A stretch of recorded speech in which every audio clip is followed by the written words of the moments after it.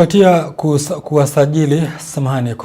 kuwasili kwa meli ya pili ya kitalii mwaka huu, Azmara Journey katika bandari ya Mombasa ikiwa na zaidi ya watalii 639 pamoja na wahudumu zaidi ya 300 kutoka mataifa mbalimbali. Waziri wa Utalii Rebecca Miano amesema kuwa serikali inalenga kuongeza idadi ya watalii wa kimataifa kutoka milioni 2.4 waliorekodiwa mwaka 2024 hadi milioni 5.5 ifikapo kipindi cha 2027-2028, huku mapato ya utalii yakilenga kuongezeka kutoka shilingi bilioni 452 hadi shilingi trilioni 1. Sebastian Maria anaarifu.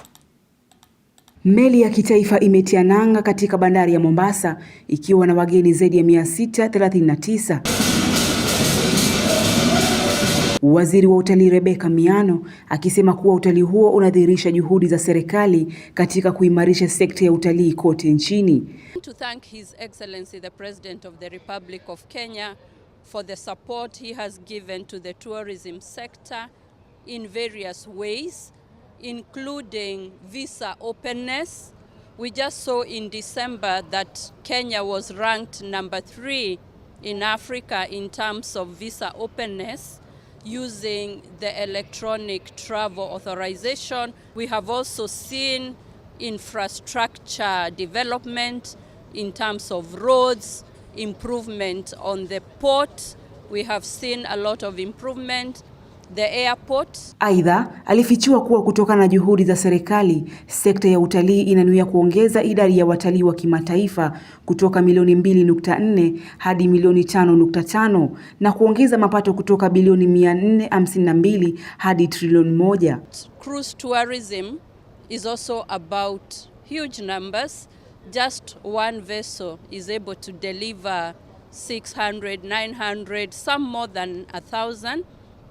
And this is very critical for Kenya, especially based on the targets that we have set of increasing our tourism numbers from what we had in 2024, 2.4 million international arrivals, to the new target of 5.5 million by the year 2027, 2028, and also to increase our earnings from about 452 billion to a whopping trillion.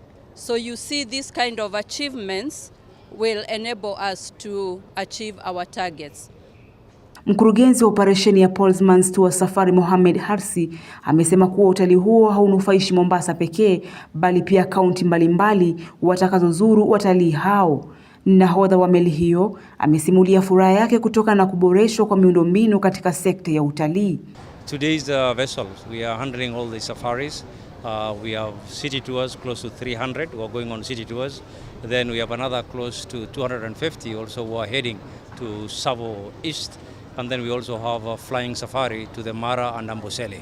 So you can clearly see when it comes to cruise tourism, Madam Sears and Bwana Piers, that it's just not about Mombasa.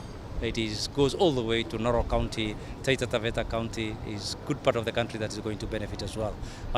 First of all, thank you for this great welcome. It's really a pleasure for Azmara to come to Mombasa, to Kenya. And I think all our guests and the crew also are very excited to explore this beautiful country and particularly Mombasa. A lot of things to see, a lot of things to do, and I hope this is one call of many to come. And many visits of our ships to this beautiful country and Mombasa. Sebastian Maria, Undugu TV. Taarifa ile ya Sebastian Maria inanipa ruhusa nzuri ya kuweza kufunga kazi. Nasema asante sana kwa kutazama. Tupatane wakati mwingine. Akaritha Maulana, mimi ni Zablon Mashari. Kwaheri.